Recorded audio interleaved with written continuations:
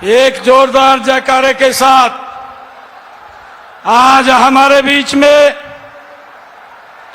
दुनिया के सबसे लोकप्रिय नेता, भारत के यशस्वी प्रधानमंत्री इस ब्रज की भूमि पर आए हैं। एक जोरदार जयकारे के साथ भारत माता के। आज हम सब का परम सौभाग्य है, आदरणीय प्रधानमंत्री जी एक बार फिर हरियाणा में आपका स्वागत है, अभिनंदन है।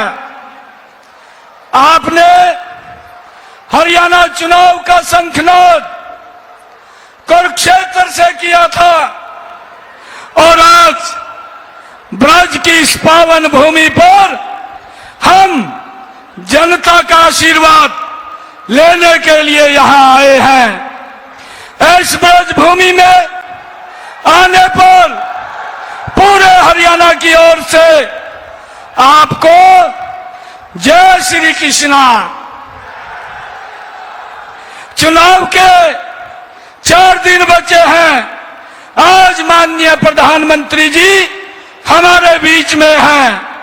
मैं आज आपको बताना चाहता हूं, नीति, नियत और नेतृत्व सही हो 10 सालों में क्या कुछ हो सकता है। इन 10 सालों में देश कितना मजबूत हुआ है और हरियाणा कितना आगे बढ़ा है। माननीय प्रधानमंत्री जी, मैं पिछले लगभग 6 महीने से लगातार लोगों के बीच जा रहा हूं, उनसे मिल रहा हूं और मैं जब किसी गरीब के घर जाता हूं, उनका आशीर्वाद लेने के लिए मैं वो बताना चाहता हूं। मैं जैसे ही घर के अंदर जाने लगता हूं तो वहां प्रधानमंत्री आवास का बोर्ड लगा मिल जाता है। फिर अंदर जाता हूं तो पानी का नल मिलता है, शौचालय मिलता है, व्यक्ति चाय के लिए पूछता है और बनाकर ला देता है। तो बताता है कि गैस का कनेक्शन भी सरकार ने दिया है, बिजली भी उस घर में होती है। अगर कोई बीमार दुखी होता है और हाल पूछता हूं तो पता चलता है कि इलाज भी आयुष्मान से हो रहा है। माननीय प्रधानमंत्री जी, मैं उस घर से लौटकर वोट की अपील करके बाहर नहीं आता, मैं खुश होकर आता हूं। आपके नेतृत्व में हमने उस गरीब के जीवन को बदला है जिसे पिछली सरकारों ने उसके हाल पर छोड़ दिया था।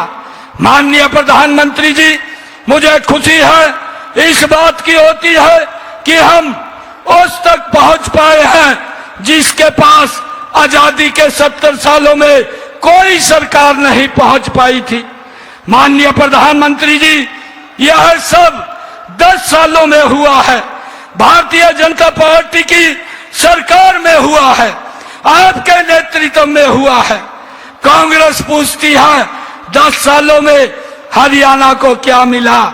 एक एमपी हाईवे कांग्रेस से 10 साल में पूरा नहीं हुआ था। माननीय प्रधानमंत्री जी, 152D Dwarka expressway, Delhi Mumbai expressway, Dehradun Ambala Delhi expressway और हरियाणा के हर जिले से गुजरता हुआ एक नेशनल हाईवे हरियाणा को दिया है। यह मात्र 10 सालों में हुआ है।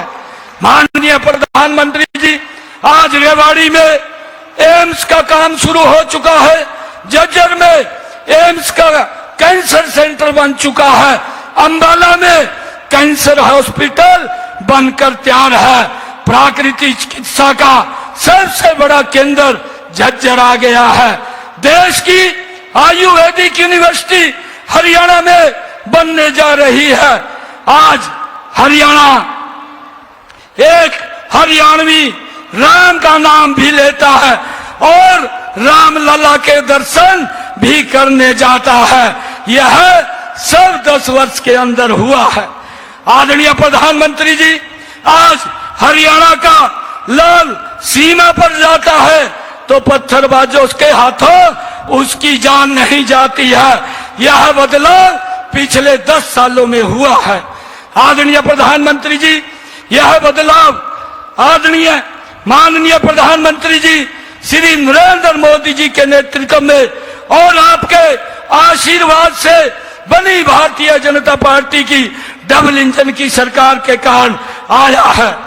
आदरणीय प्रधानमंत्री जी, कांग्रेस यह सब करना तो दूर इन कामों की कल्पना भी नहीं कर सकती थी। कांग्रेस एक का एक ही सिद्धांत है। अंग्रेज कहते थे फूट डालो राज करो, कांग्रेस कहती है झूठ बोलो और राज करो। पहले हरियाणा में 7 झूठ की गारंटी दी, लगा कि इससे तो बात बनेगी नहीं। अब तो पूरा का पूरा झूठ की किताब कांग्रेस ने उतारने का काम किया है। माननीय प्रधानमंत्री जी, अब सुना है मोहब्बत की दुकान लेकर दोनों हरियाणा पर्यटन यात्रा पर आए हैं। इनकी मोहब्बत की दुकान ऐसी है कि उसमें नौकरी से लेकर किसानों की जमीन और घोटालों से लेकर आरक्षण तक सब बिकता है, सबकी नीलामी होती है।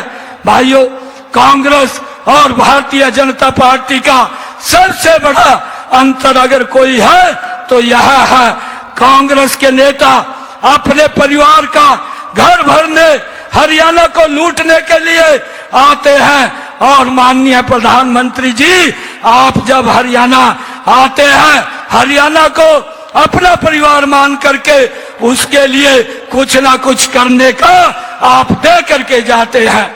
माननीय प्रधानमंत्री जी, आपने 5 तारीख को धारा 370 खत्म की थी और 5 तारीख को ही आपने राम मंदिर का शिलान्यास भी किया था। अब एक और 5 तारीख आ रही है। मैं आपको विश्वास दिलाता हूं कि इस 5 तारीख को हरियाणा तीसरी बार भारतीय जनता पार्टी की सरकार बनाने का इतिहास रचेगा। मैं एक बार फिर हरियाणा की धरती पर आपका स्वागत करता हूं, आपका अभिनंदन करता हूं और आपको पूरे हरियाणा की तरफ से मैं राम राम कहता हूं। बहुत बहुत धन्यवाद।